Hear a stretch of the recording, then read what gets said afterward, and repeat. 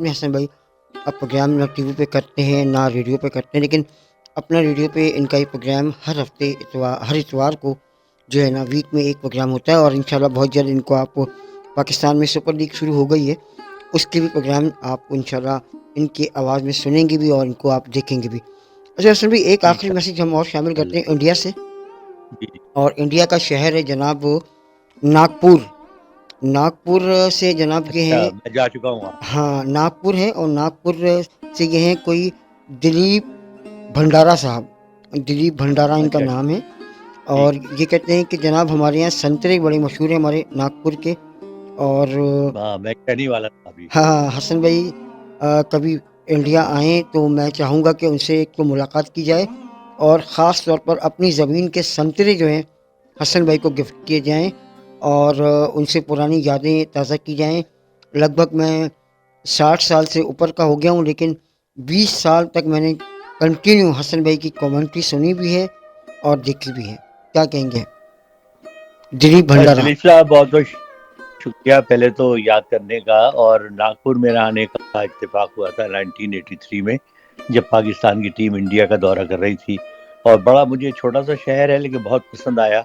और जैसा कि आपने कहा कि हम तो बचपन से सुनते आए थे कि वहाँ के संतरे बहुत लाजवाब होते हैं। जी। और वहाँ का मैं एक वाकया आपको सुना चाहूँगा कि हम जिस होटल में ठहरे, हम्म। तो शाम को ज़हीर अब्बास और मैं, हम शाम को निकले। ज़हीर अब्बास साहब को फिल्में देखने का बड़ा शौक था इंडियन, तो मुझे अच्छा। कहने लगे यार कहीं से वीडियोस मिल जाएं। तो हम यहाँ पर, इन्होंने कहा है मैनेजर ने कि वीसीआर मैं आपको प्रोवाइड कर दूंगा। जी। तो इत्तेफाक की बात है कि हमारे होटल के बिल्कुल बराबर दो दुकानें छोड़ के वीडियो की दुकान थी। वाह।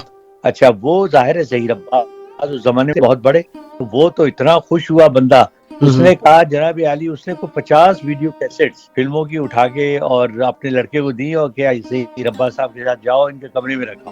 हम्म। और वहीं पर हम जब अभी खड़े हुए बातें कर रहे थे कि बराबर में एक मिठाई की दुकान थी, वो मिठाई की दुकान वाला आ गया।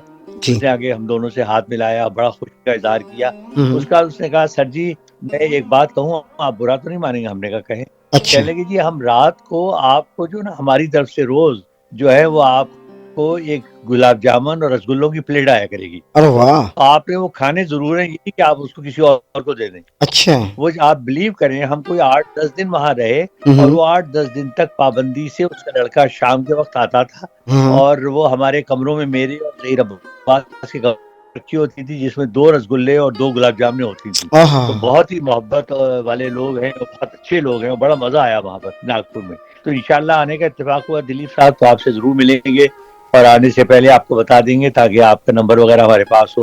तो जी। इंशाल्लाह जरूर मुलाकात होगी। बहुत शुक्रिया। बहुत शुक्रिया, बिल्कुल। और रसगुल्ले आपने याद दिलाया, असल में मुंह में पानी आ गया। इंडिया के रसगुल्लों की तो क्या ही बात है। आहा।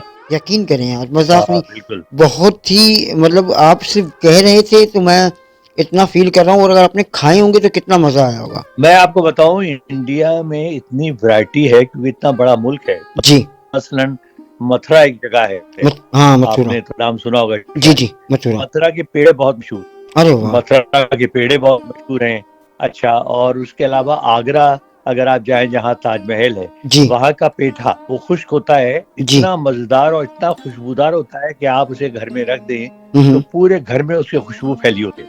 इसी अच्छा। तरह खाने हैं मुख्तलिफ, वजह साउथ में आप चले जाएं, जी। वहाँ की थाली मशहूर, जी। बड़ी मशहूर है। जी। और हर किस्म की चीजें, और उसके अलावा चावल, हर तरह की चीज होती है। सही। सही। बिल्कुल और हसन। इंटरेस्टिंग बात यह है जी जी। कि वो आपके इर्द गिर्द घूमते रहते हैं, और जी। जरा सी आपकी कोई वो कटोरी खाली हुई, वो फौरन उसमें दाल डाल देते हैं, या चावल डाल देते हैं, या अच्छा। अचार लाके दे देते हैं, या सालन दे देते हैं। तो अच्छा। जब तक आपका पेट ना भर जाए, वो जो है यानी वो आपको सर्विस देते रहते हैं। बिल्कुल। बिल्कुल। अच्छा असल में जब से हमने रेडियो पे प्रोग्राम करना शुरू किए हैं, क्योंकि ज़ाहिर बात है हमें हमारी सेकंड लार्जेस्ट जो लिसनर्स हैं या व्यूवर्स हैं वो इंडिया से हैं। तो इत्तेफाक से एक साहब से बात हो रही थी, ऐसे वो भी पाकिस्तानी हैं लेकिन हिंदू हैं। तो उन्होंने कहा कि अगर आपको ऐसा टेस्ट चाहिए, मैं उनसे कहा कि मुझे इंडिया की मिठाई खानी है, मुझे बड़ा बड़ा नाम सुना है, और मैं अक्सर प्रोग्राम्स में हसन जलील साहब जो है वो अक्सर बताते हैं कि यार यहाँ के खाने इतने अच्छे हैं और वहाँ का मिठाई बहुत आला है। तो मैंने उनसे एक सवाल किया कि यार क्या हम खा सकेंगे, क्या हम मंगवा सकेंगे? तो उन्होंने बड़ा अच्छा जवाब दिया मुझे और कहा कि आप पाकिस्तान में भी खा सकते हैं, और उसके लिए आपको जाना पड़ेगा थर। और थर का जो उमरकोट का हिस्सा है, वहाँ पे बहुत सारे ऐसे बनिए मौजूद हैं जो कि वैसे ही टेस्ट, वैसे ही चीज़ें जो है बनाते हैं, जो कि पाकिस्तान में सिंध के इलाके में थर है। और थर के उमरकोट या उससे आगे एक और जगह है कि वहाँ पर ये इस तरह की मिठाइयाँ बनती हैं, बहुत सारे बनिए, हिंदू बनिए मौजूद हैं, और वो टेस्ट आपको शायद वहाँ मिल जाए। क्या कहेंगे असल में, सही बात है?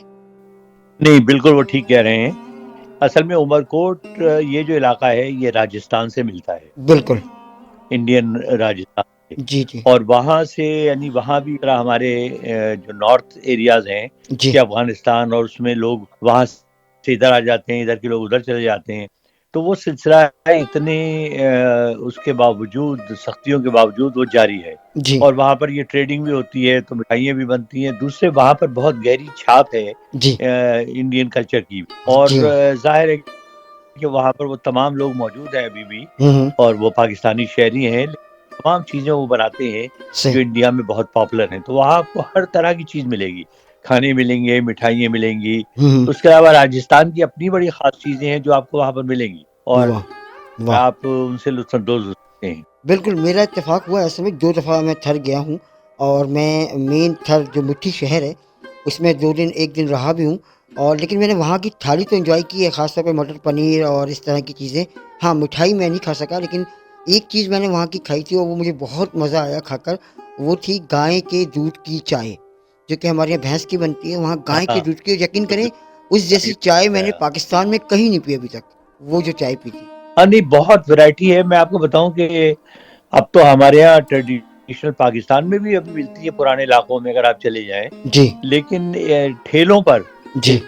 एक ज़माने में आपको याद होगा बचपन में हमारे, मसलन ये कि गुड़ के साथ वो उसकी बाकायदा शीट्स बनती, जी। मूँगफलियाँ मीठी। जी। अच्छा, इस तरीके की चीज़ें वहाँ पर बहुत है। अच्छा, सेव सेव जो बनते थे, जी। जी। गुड़ के भी और वैसे नमक के भी सेव जी। ज़्यादा अभी भी। जी। मुझे दिल्ली में कई मर्तबा करोल बाग जाने का इत्तेफ़ाक हुआ, जी। और करोल बाग में आप चले जाएँ तो वहाँ पर आपको सैकड़ों तादाद में ठेले नज़र आएँगे, जी। और वो भरे हुए होंगे इस तरह की चीज़ों से। जी। इतनी वैरायटी है कि अगर आप खाने पर आ जाएँ तो मेरा ख़्याल है आप 2-3 चीज़ें खाकर ही आपका पेट भर जाएगा। बिल्कुल, बिल्कुल। और सभी आप यकीन करें कि मैंने इस तरह की डिशें खाने के लिए मैं यहाँ पर कराची में एक एरिया है ओल्ड सदर का एरिया, जहाँ पे ओल्ड का मतलब है कि यानी कि जहाँ अंग्रेज़ रहते थे, हिंदू रहते थे, तो वहाँ जी पे हाँ। बहुत सारे अभी भी हिंदू हैं। तो मैंने वहाँ की एक डिश ट्राई की थी और उसका नाम था अचार पापड़।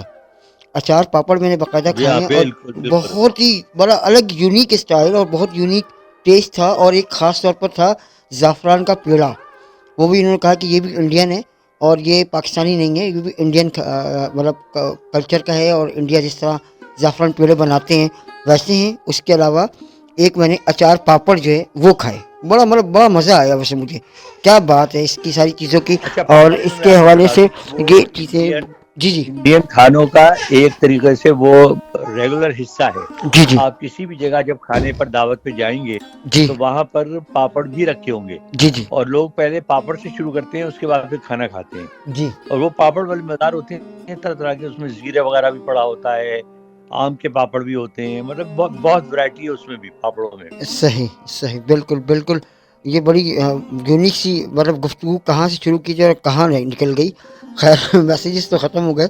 अच्छा हसन भाई, हमने कीनिया का ज़िक्र किया था। कीनिया के अंदर आप मुझे बता रहे थे कि जो अच्छा ये बताएँ कि पुराने ज़माने में हाथी दाँत जो थे, ये बड़े कीमती माने जाते थे। इसकी क्या वजह थी? आपके आपके पास इसके हिसाब से क्या नॉलेज है? देखिए, हाथी दाँत का ये है कि हाथी दाँत को जब कन्वर्ट किया जाता है ना, मुख्तलिफ जेवरात में इस्तेमाल होता है हाथी दाँत। अच्छा। उसके अलावा हाथी दाँत की बहुत सी शो पीसेस बनते हैं जो घरों में रखे होते हैं। जी। जी। अच्छा, उसको जब आप पॉलिश वगैरह करते हैं तो उसकी एक अपनी खूबसूरती है, अच्छा। और उसका रंग कभी मैला नहीं होता, हाँ, ख़ास हाँ। बात ये है। वाह! अच्छा, फिर हाथी दाँत जो है ना वो चूँकि रेयर चीज़ है, अच्छा। हर आदमी उसे एक्सेस नहीं कर सकता। जैसे आपको लकड़ी की बनी हुई चीज़ें मिल जाएँगी, लोहे की बनी हुई चीज़ें मिल जाएँगी, जी। ठीक है ना? पीतल है, क्योंकि बहुत ही रेयर है, आप हाथी को पहले मारेंगे, उसके बाद उसके दाँत हासिल करेंगे ना, तो जी। इसलिए वो बहुत कम तादाद में होते हैं, और इसीलिए उनकी कीमत भी बहुत ज़्यादा है, और वैल्यूएबल भी चीज़ें बहुत होती हैं, जी। और खूबसूरत बहुत होती हैं। सही, सही। अच्छा असल में पहले के ज़माने में जो जंगें थीं, वो भी इसमें भी हाथियों का काफ़ी इस्तेमाल रहा है। कहाँ? जंगें जो की जाती